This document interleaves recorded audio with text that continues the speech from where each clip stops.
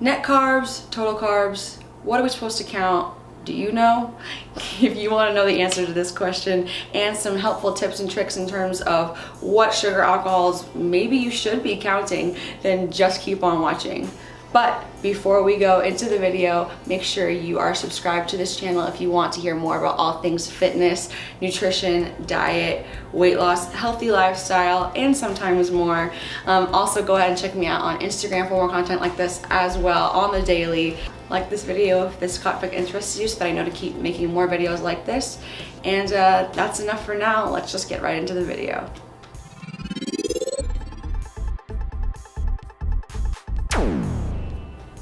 I'm Tom Brady, and I'm here to tell you all about net carbs. Just kidding. For those of you who don't know me, my name is Samantha. I'm a certified nutrition coach with the National Academy of Sports Medicine. This video is mostly for people in the United States. Other countries like in the UK areas and Europe, they're already smart and they already give you the net carbs in advance on the nutrition label. They make us do a little extra work in the States. Thanks a lot. So what are net carbs? All right, so you have your total carb count minus the fiber equals the net carbs. It gets a little bit tricky when you start talking about sugar alcohols, which can also be subtracted.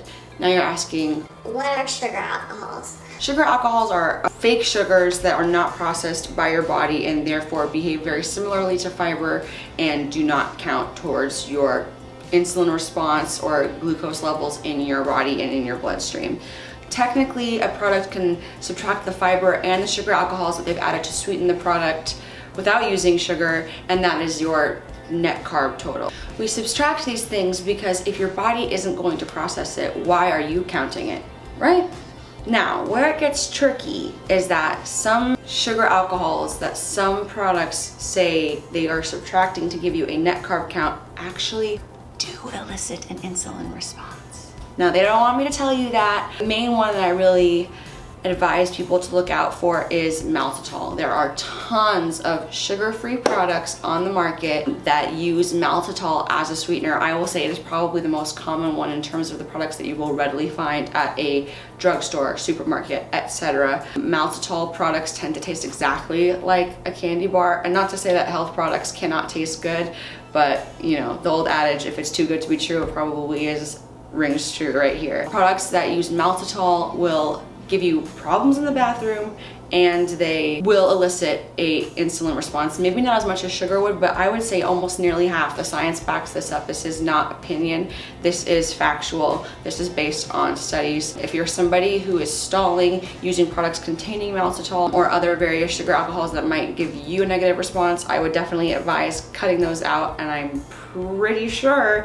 you'll be finding that all of a sudden you'll start losing weight again because basically you thought you were low carb and you really weren't, which is false advertising and really unfair, and I don't know how we can change that. I guess write to your local congressman, I don't know. Sugar alcohols recommended by me, and I would venture to say 99% of other keto specialists, coaches, low carb advisors, etc. are erythritol, stevia, and maybe monk fruit. If it's not one of those three, I would investigate the glycemic index of those foods, because those three basically have a 0 on the glycemic index. They will not affect your blood sugar and they will not affect your insulin response, which is basically the goal when avoiding sugar, right? Now, when it comes to fiber, fiber is subtracted because your body does not utilize it, does not process it. That's basically what comes out the other end after you're eating.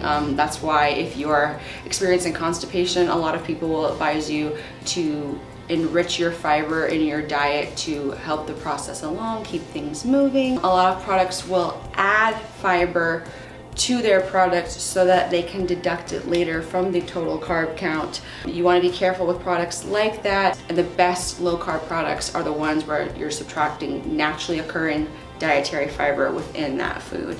Things like fruits, vegetables. There's a reason why you can eat lots of vegetables, and even though if you looked at the total carb count, it might not seem like you're living a truly low carb lifestyle. Once you subtract the fiber, those foods almost become negligible in terms of your carb count. The fact of the matter is that other countries use net carbs as their total carb count. They do the math for you. They give you the information of the dietary fiber in addition so that you know, but you don't have to do any math. The total carb count is already done. It just goes to show us Americans that we should be operating on net carbs if you are a carb counter out there. Again, this applies to people on a low carb or ketogenic lifestyle wondering what the heck they're supposed to be counting and what they're not supposed to be counting. If you're stalling on a low carbohydrate diet, make sure that you aren't using a ton of products. The way to health and nutrition is always going to be whole foods, but listen, I know I'm a human too, and sometimes I have a low carb brand chip or product or baked good. Listen, I get it. But make sure that 90% of the time you're eating whole foods and you'll be a-okay. And they're fiber rich, so they hardly count, right? Right? And sometimes myself, when I am working with a low carb or ketogenic client, will advise them to keep their total carbs under a certain amount.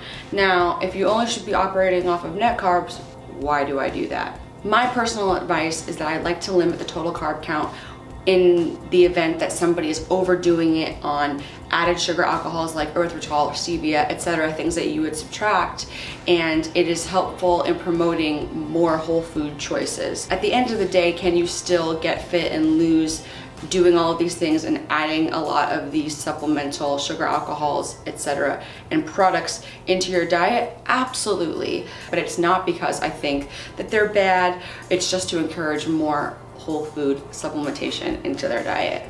Count net carbs because vegetables are good. They are full of vitamins and minerals, and you shouldn't be avoiding them because you're afraid of a total carb count.